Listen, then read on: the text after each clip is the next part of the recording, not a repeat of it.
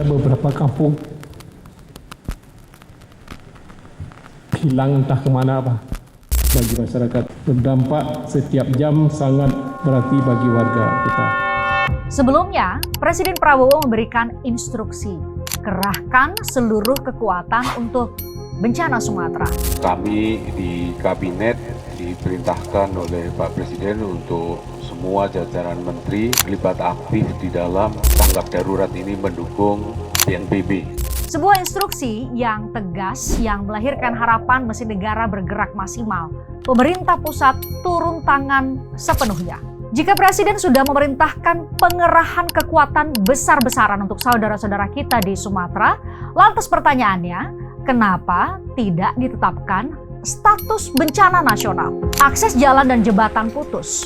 Desa-desa terisolir hari demi hari. Evakuasi terganggu cuaca ekstrim, warga kehabisan makanan dan air bersih. Video penjarahan minimarket dan gudang Bulog viral. Di lapangan, rakit darurat dan perahu karet berebut menembus arus. Di media sosial, kita berdebat soal status dan istilah. Sekali lagi, kalau benar seluruh kekuatan sudah dikerahkan, kenapa status bencana nasional tidak ditetapkan? Apa yang menahan negara? Apa yang sebenarnya ditakutkan dari satu kalimat ini? Bencana nasional.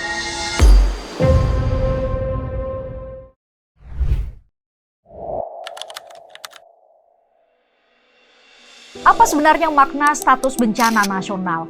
Ini bukan sekadar istilah, ini adalah label hukum yang mengubah cara negara bekerja.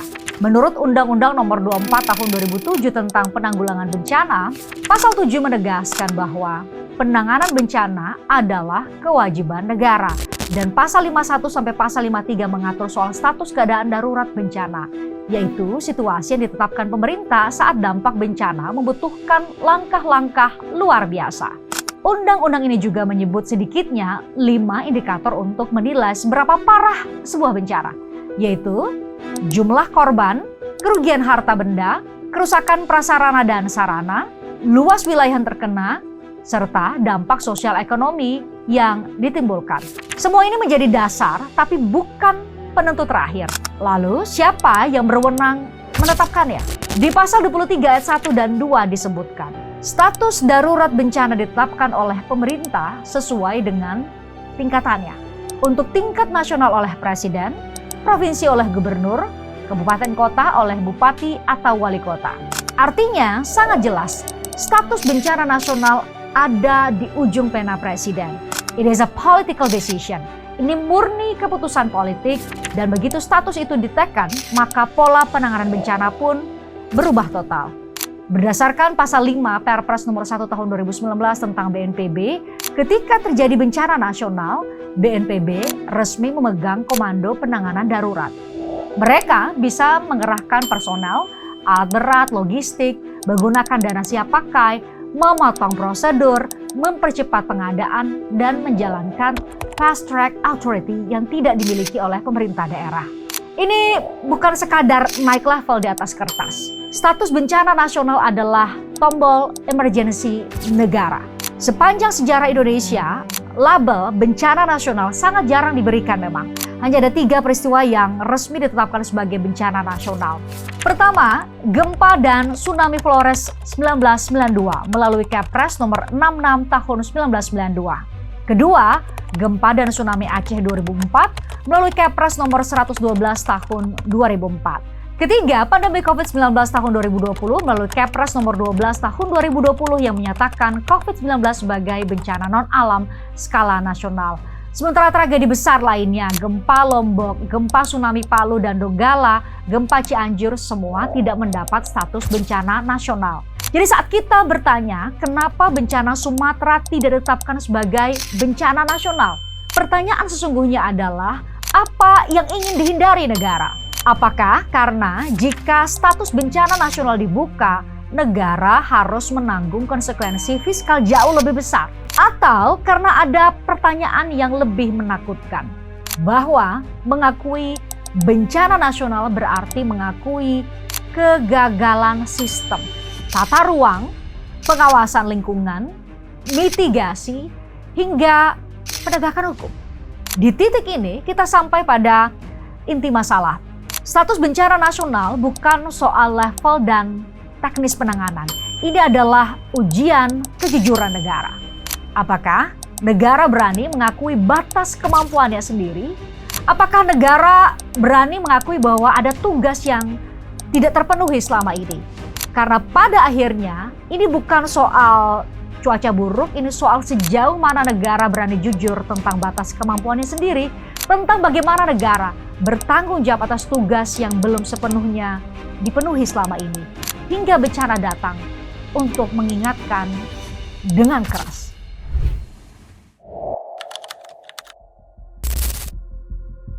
Tapi kita juga tidak bisa terjebak pada satu-satunya pertanyaan soal kenapa pemerintah pusat tidak menetapkan bencana Sumatera sebagai bencana nasional.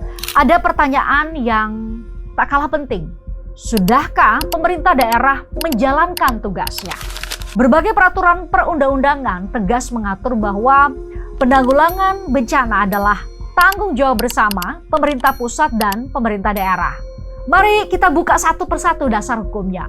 Pertama, Undang-Undang Nomor 24 Tahun 2007 tentang Penanggulangan Bencana. Dalam pasal 5 disebutkan, pemerintah dan pemerintah daerah wajib menjamin pemenuhan hak warga negara atas rasa aman dari bencana. Tak hanya itu, dalam pasal 44 sampai pasal 47 dijelaskan kewajiban pemerintah daerah untuk melakukan mitigasi, menyiapkan peringatan dini, menyusun rencana konversi risiko bencana, menyiapkan sistem tanggap darurat. Dan dalam pasal 18 disebutkan juga, setiap daerah wajib membentuk BPBD dengan struktur, sumber daya manusia, dan kewenangan yang jelas.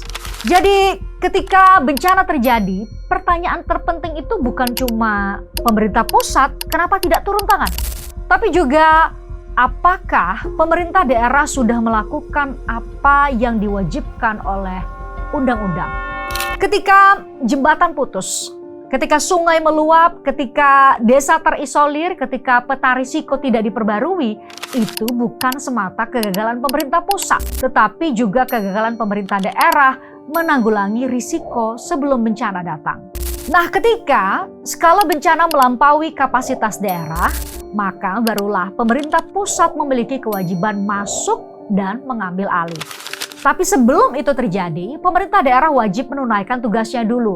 Ini bukan opsional, ini perintah undang-undang. Maka masalah Sumatera hari ini bukan hanya soal kenapa Presiden tak kunjung menaikkan status bencana nasional, tapi juga soal apakah pemerintah daerah masing-masing menjalankan mitigasi sebelum musim hujan.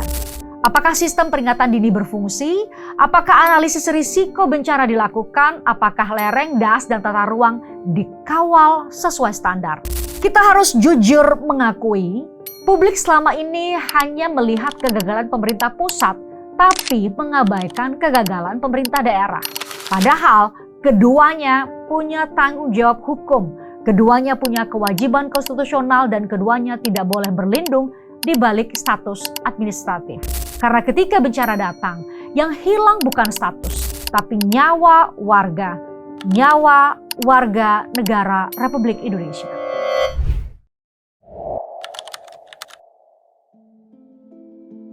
BMKG menyebut cuaca ekstrim tahun 2025 ini sebagai salah satu yang terburuk dalam satu dekade. Angin kencang, curah hujan tinggi, awan pekat yang tidak bergeser berhari-hari. Tapi ada satu hal yang layak membuat kita berhenti percaya bahwa bencana di Sumatera semata-mata bencana alam. Bukan hanya karena siklon tropis Senyar ini, tapi penyebab utamanya adalah karena daya dukung yang ada di wilayah das, daerah aliran sungai di wilayah Aceh, Sumatera Utara, dan Sumatera Barat ini sudah tidak lagi seimbang. Kayu-kayu dengan sisi lurus seperti barang setengah jadi, bukan pohon roboh alamiah. Apa artinya?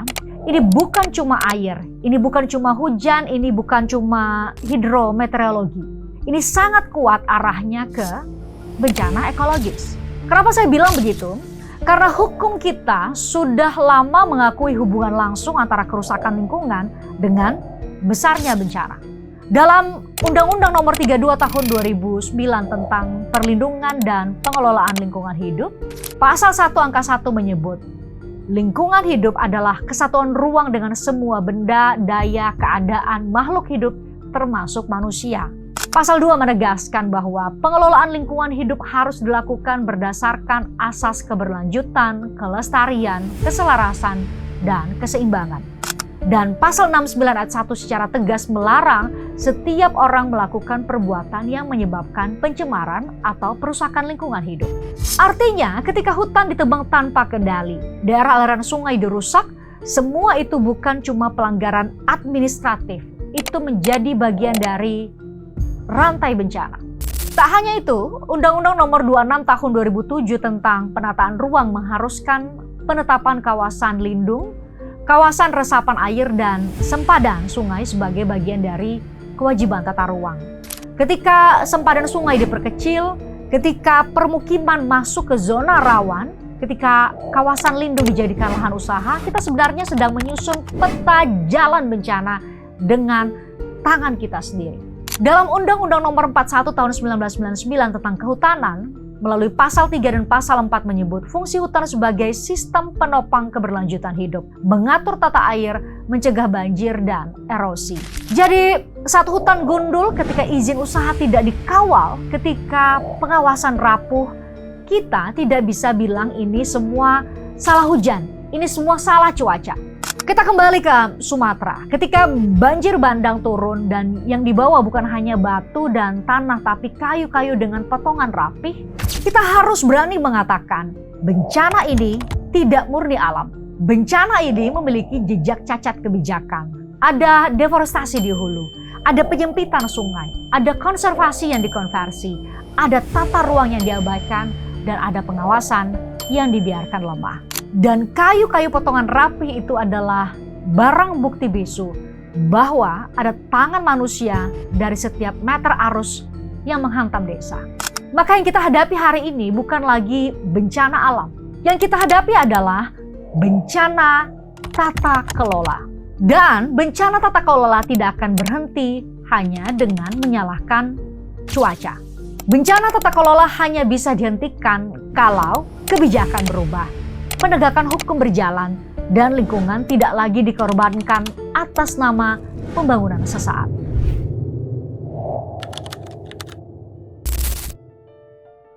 Setiap musim hujan, pola yang kita hadapi sama dan menyakitkan.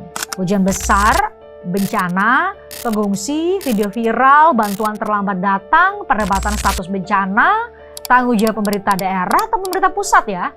Musim berganti, maka kita pun lupa lagi isu ini, lantas terulang lagi dan terulang lagi tahun depan. Pertanyaannya, sampai kapan?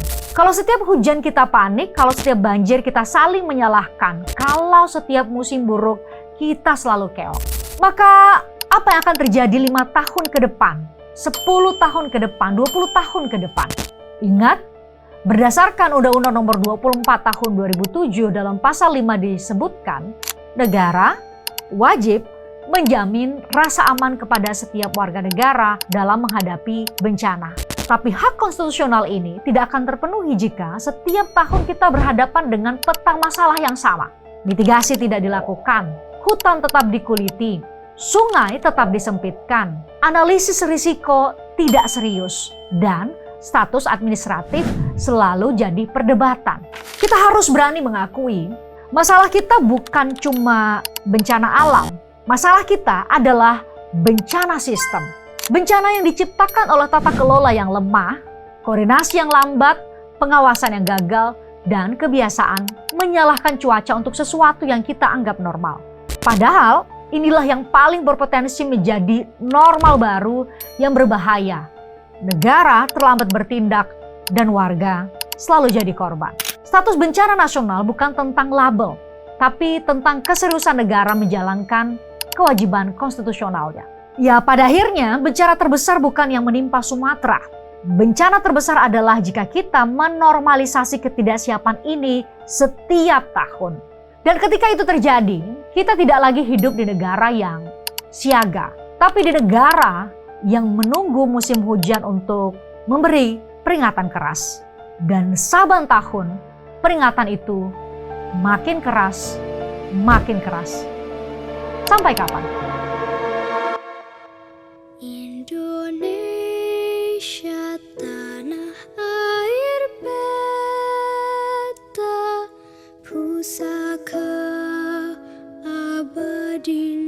senja